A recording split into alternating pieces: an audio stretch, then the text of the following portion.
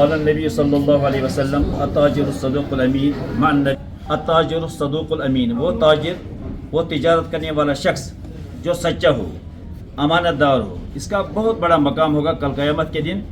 کن کے ساتھ مقام ہوگا؟ مع النبیین والصدیقین والشہداء، اس کا مقام کل قیامت کے دن نبیوں کے ساتھ ہوگا، صدیقوں کے ساتھ ہوگا، شہداء کے ساتھ ہوگا۔ تو تاجر کا بہت بڑا مقام ہوتا ہے۔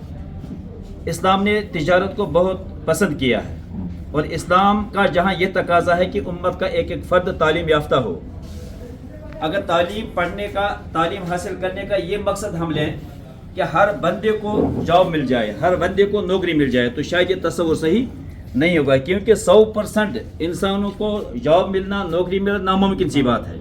یا تو یہ ماننا پڑے گا نہیں جی 100% نہیں، 50% کو جاب ملے گا، 25% کو جاب ملے گا، اور اگر ہم نے تعلیم اور جاب کو آپس میں ملایا تو اس کا مطلب ہے کہ پھر ہم 100% تعلیم دینے کے حق میں نہیں ہیں۔ جب ہمارا دعویٰ ہے کہ 100% امت کے اندر، انسانوں کے اندر تعلیم آنی چاہیے، تب ہمیں یہ بھی ماننا پڑے گا کہ 100% لوگ چونکہ نوکری تو کر نہیں سکتے، پھر تعلیم کس چیز کی ہے؟ تعلیم ہر انسان کی اپنی ذاتی ضرورت ہے۔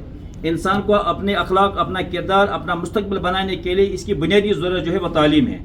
اسلام جب آیا، سب سے پہلی بات جو نبی رحمت صلی اللہ علیہ وسلم پر نازل ہوئی وہی اقرا، وہ پڑھنے لکھنے کا ہے۔ آپ پڑھیے، اس کا مطلب دنیا کے اندر اگر سب سے پہلے لکھنے پڑھنے کا پیغام اور تعلیم کا پیغام دیا ہے تو وہ اسلام نے دیا ہے۔ لہذا اسلام پر یہ اعتراض کرنا ہے کہ اسلام تعلیم کی طرف توجہ نہیں دیتی، یہ غلط ہے۔ تو ایک تو یہ پہلو ہے کہ 100% تعلیم امت کے اندر آ جائے۔ اگر اس کے ساتھ ہم روزگار کو جوڑیں تو پھر 100% تعلیم کا آنا ناممکن بات ہے نوکری کی شکل میں۔ یہ ہے کہ جب ہم اس دنیا سے جائیں تو جن بچوں کو ہم پیچھے چھوڑ کے جائیں، جو اہل و عیال پیچھے چھوڑ کے جائیں، وہ مستحق نہ ہوں، وہ کسی کے سامنے ہاتھ پھیلانے والے نہ ہوں۔ یہ تب ممکن ہے جب ہم اپنے ہاتھوں سے کمانے والے بن جائیں، اور یہ صرف نوکری کی صورت میں نہیں، یہ تجارت کی صورت میں بھی ہو سکتا ہے۔ اور تجارت کو اسلام نے اس وجہ سے بھی پسند کیا ہے کہ پیارے آقا صلی اللہ علیہ وسلم خود تاجر تھے۔ جس وقت آپ بازاروں میں جاتے تھے مال لے کر، حضرت خدیجہ الکبریٰ رضی اللہ تعالیٰ عنہا کا آپ کا نظام یہ تھا کہ آپ کا مال سب سے اچھا ہوتا تھا، اور سارا مال آپ ایمانداری اور دیانتداری سے فروخت کرتے تھے اور منافع مناسب رکھتے تھے۔ یہی وجہ تھا کہ نبی رحمت صلی اللہ علیہ وسلم جب پروفٹ لے کر آ گئے تو دوسری تاجروں کی بنسبت 3 گنا 4 گنا پروفٹ لے کر آ گئے۔ تو اس کو لینے میں ایمانداری ہوگی تو لوگ اسی تاجر کے پاس جانا پسند کریں گے۔ نتیجے کیا نکلے گا؟ جب خریدار زیادہ ملیں گے، تجارت زیادہ، 3 گنا 4 گنا منافع کا آنا یقینی بات ہے۔ تجارت میں تب گھاٹا آتا ہے جب اس میں بددیانتی ہو، دیانتداری نہ ہو، جب اس کے اندر دھوکہ ہو، کھوٹ ہو، اور اس کے اندر جب مہنگائی ہو۔ تو ان ساری چیزوں کو ذہن میں رکھنا چاہیے۔ بہرحال آج اللہ کے فضل سے ہم ایک تجارتی یونٹ کا افتتاح کرنے جا رہے ہیں، تو دعا کریں، چونکہ تجارت سنت نبوی ہے۔ یہ بات ہے پھر جو معاشرے کے اندر ہم دیکھ رہے ہیں اس وقت منشیات کی پریشانی ہے، اور اسی طریقے سے بچوں کے اندر، جوانوں کے اندر ٹینشن ہے، پریشانی ہے، اور پھر جب ان کے پاس کوئی دولت ہوتی نہیں، پھر چوری اور ڈکیتی کا سلسلہ چل پڑتا ہے، اور کبھی جا کر یہ پھر غارت گیری پر بھی یہ معاملہ آ جاتا ہے۔ ان ساری چیزوں کی روک تھام کا بہترین طریقہ یہ ہے کہ ہمارا کوئی جوان بیکار نہ رہے، اور تجارت اس کا بہترین ذریعہ ہے۔ دعا کرتے ہیں اللہ تعالیٰ اس یونٹ کو بھی کامیاب بنائے، اور اس کو ایک ذریعے کے طور پر، وسیلے کے طور پر ہمیں بنائے کہ اس کو دیکھ کر ہمارے سارے جوان کوشش کریں کہ ہم بھی تجارت کے اندر اپنے آپ کو لگائیں۔ اللہ تعالیٰ اس تجارت میں برکت عطا فرمائیں، اور اس کو ہماری آخرت کا بہتر بننے کا ذریعہ بنائے، اور ہماری مغفرت کا ذریعہ بنائے۔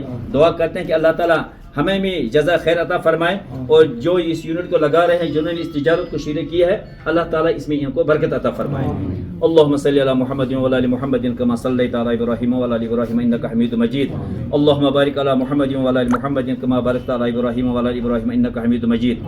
يا رب صل وسلم دائما ابدا على حبيبك خير الخلق كلهم. جزا الله عنا سيدنا ومولانا محمد صلى الله عليه وسلم بما والاه. اللهم اكفنا بحلالك عن حرامك واغننا بفضلك عمن سواك. اللهم اكفنا بحلالك عن حرامك واغننا بفضلك عمن سواك. اللهم اكفنا بحلالك عن حرامك واغننا بفضلك عمن سواك. مشکلاتنا وكل مشکلات المسلمین. اللهم یا دافع البلیات. ان بزرگوں نے ہمیں یہاں اس یونٹ کا افتتاح کرنے کے لیے بڑی امید سے بلایا ہے۔ اے اللہ، ہم ہیں تو گنہگار لیکن ہیں تیرے آقا کے امتی، اور تیرے بندے ہیں اے اللہ تو اپنے فضل سے اے اللہ ان کے اس بلانے کو قبول فرما، جس امید سے انہوں نے بلایا ہے اس میں اللہ ہمیں کھڑا اترنے کی توفیق عطا فرما، ان کو برکت نصیب فرما اے اللہ، ان کو برکت نصیب فرما، اس کو اے اللہ کامیابی عطا فرما اے اللہ۔ امت کے جتنے بھی جوان بیکار بیٹھے ہوئے ہیں سب کو اے اللہ بہترین اور حلال طیب روزگار عطا فرما اے اللہ، ہم سب کو پریشانیوں سے نکال دے اے اللہ، پریشانیوں سے نجات عطا فرما، ہماری حاجت کو پورا فرما، حلال طیب روزگار عطا فرما، حلال طیب روزگار عطا فرما اے اللہ۔ جو بے روزگار ہے انہیں بھی حلال طیب روزگار عطا فرما، ہر وہ خیر عطا فرما جو پیارے آقا صلی اللہ علیہ وسلم آپ سے مانگا کرتے تھے اے اللہ، ہمیں ہر اس شر سے بچا لے جس سے پیارے آقا صلی اللہ علیہ وسلم آپ سے پناہ مانگا کرتے تھے اے اللہ۔ جو کچھ مانگنا تھا مانگنے سے رہ گیا بنا مانگے عطا فرما اے اللہ، ہم سب کی دعاؤں کو محض اپنی فضل و کرم رسول اقدس صلی اللہ علیہ وسلم کے صدقے و فضل میں قبول فرما۔ وصلی اللہ تعالی علی خیر خلقہ محمد وعلی آلہ وصحبہ اجمعین برحمتک یا ارحم الراحمین۔